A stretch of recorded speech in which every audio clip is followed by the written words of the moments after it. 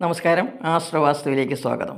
കുംഭൻ രാശി അവിട്ടമര, ചതയം, പൂരിട്ടാതിമുക്കാൽ എന്നീ നക്ഷത്രങ്ങൾ ചേർന്നതാണ് കുംഭൻ രാശി.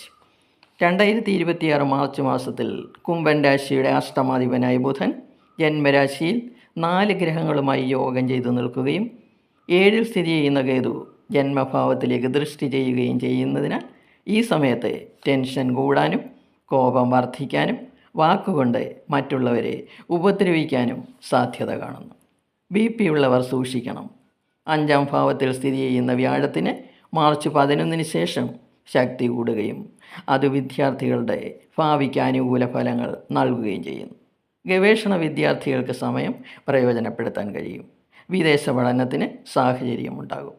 ആത്മവിശ്വാസം വർദ്ധിക്കും. പ്രവർത്തന വിജയം ലഭിക്കും.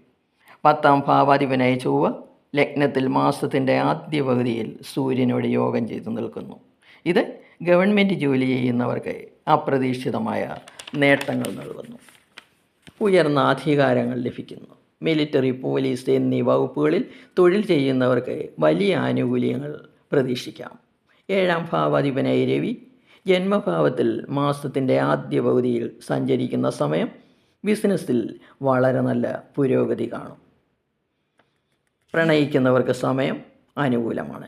സന്തോഷാനുഭവങ്ങൾ വർദ്ധിക്കും. എന്നാൽ ദമ്പതികൾക്ക് സമയം അത്ര അനുകൂലമല്ല. കുടുംബത്തിൽ അഭിപ്രായ വ്യത്യാസങ്ങൾ ഉണ്ടാകാം. തെറ്റിദ്ധാരണകളും ഉണ്ടാകാം. വിവാഹം ആലോചിക്കുന്നവർക്ക് ധാരാളം വിവാഹാലോചനകൾ വരും.